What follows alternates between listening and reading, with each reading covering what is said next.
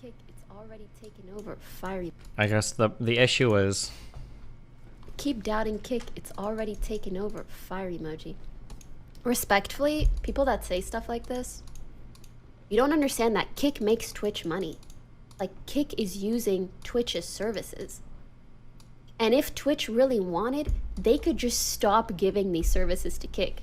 Okay, the issue is that Kick does not make Twitch money. Kick makes Amazon money. Twitch could not take away its video platform from Kick. Amazon would have to do so, right? That's the issue.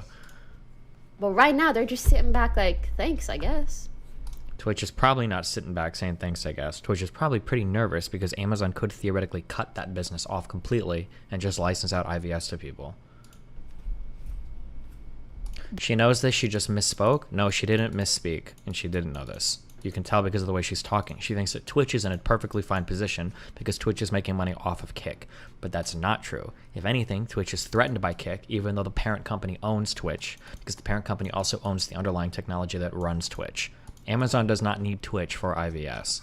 Unless there's some really weird contract thing that I don't know about as part of the negotiation. But also, honestly, I don't really care that much. Yeah.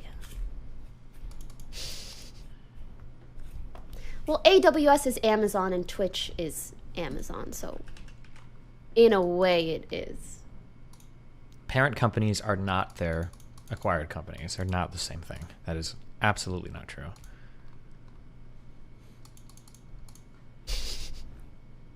No way it is. But also, I'm just a random streamer. I'm just saying what I've gathered. I'm not arguing whether this hurts Twitch or not. I'm saying it's still under Amazon's control ultimately, and they will obviously choose a company they own versus one they don't if it ever came to that. This assumes that the Twitch branch of Amazon is profitable, which it might not be. It's not obvious that they would choose Twitch over just licensing out their video platform. That's not obvious, right? That's the issue. I feel like, and this is kind of where I wonder, because we talk about that network effect, you talk about collaborations, like, do you think 100 million to acquire XQC would have been better than, what if you could have spent like, what if you could have spent 200 million to acquire like all of offline TV or all of OTK, right? It might have been maybe around there, maybe less. Like, what do you think would be better?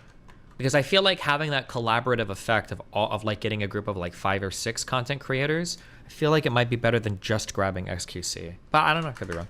Guess we'll find out. X gets more viewers than all of them combined.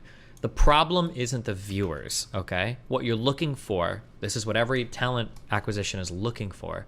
What you're trying to do is retain users. That's the hard part. And the question is if you buy XQC and that's it, this is the most important question. The most important question is, where does an XQC viewer go once XQC isn't streaming, right? Do they shut off Kick and go back to Twitch? That's the issue, you know? But if you buy OTK, at the very least, right, like when they shut off like Mizkif, maybe they check the platform for other people streaming. It encourages people to engage. I feel if you get multiple people, it encourages people to engage with the platform a little bit more, right? Am I gonna make an account on Kick, like just to talk to, just to shit up XQC's chat?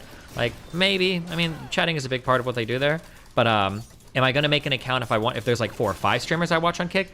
My guess would be probably a much higher chance of doing that. That'd be my guess. But do you think Pokimane Cutie and those types would ever switch? I think some people have very much built their brand like around Twitch and are very much enjoy their branding being around Twitch. That's why, like, I don't think Poki would ever switch. I don't think Hassan would ever switch. Because these people have very much kind of like built their brand around and get along like really cozy with all the people that work in Twitch and everything. That would be my guess.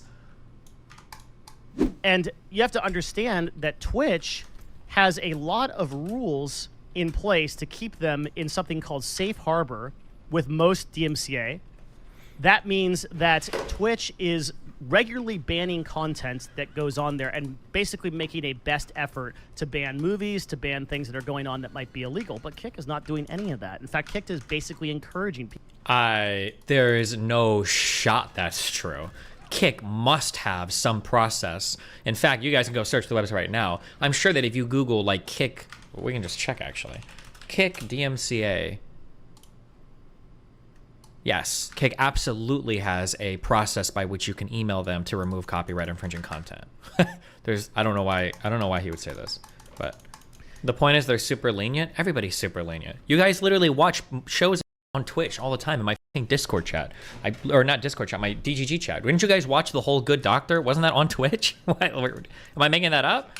Why are you guys saying no? Did you not do that? Yeah, shut the fuck up. You guys literally did that. The Kick is hosted by AWS, which is an Amazon product. They would very easily go to AWS and say, hey, this platform is streaming movies.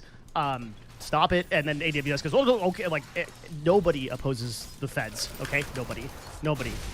That when you know when we're talking about they say, you always talk about they, like, oh, yeah, they might come for you. They're they. That's the they. And they are going to say, AWS, don't protect Kick. Knock it down. Sure, boss. No problem. And then Kick goes, oh, we'll just go to Cloudflare. Guess what? That's a U.S. company, too. We'll come after you. Until you host your servers in Zimbabwe, they're going to... Does Cloudflare do hosting? Do people normally host on Cloudflare? What happens if they host their servers in Zimbabwe and they can still keep going? Totally fine. Then the agencies go after the individual streamers. And because they don't have the safe harbor in route, what happens is these agencies start going after XQC for doing... Agencies can always go after individual streamers. I don't... Okay, I'm trying to be careful here. His take on copyright law is not correct. Let me be very, very, very, very, very, very, very clear.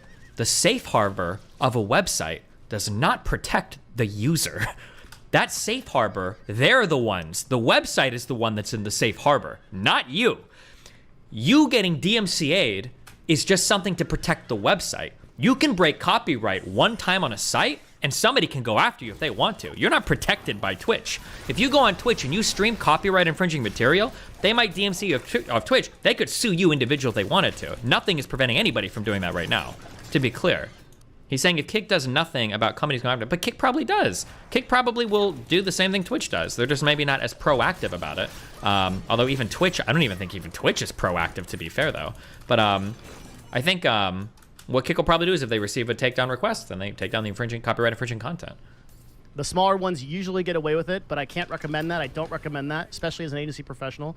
The larger ones, you are doomed. If you start doing this stuff in the next 6 months, I guarantee you they are going to, don't think just because Twitch got away with it, there was so much that happened behind the scenes to protect broadcasters. So that is number one. I don't know what he means when he says that. There was so much behind the scenes to protect broadcasters.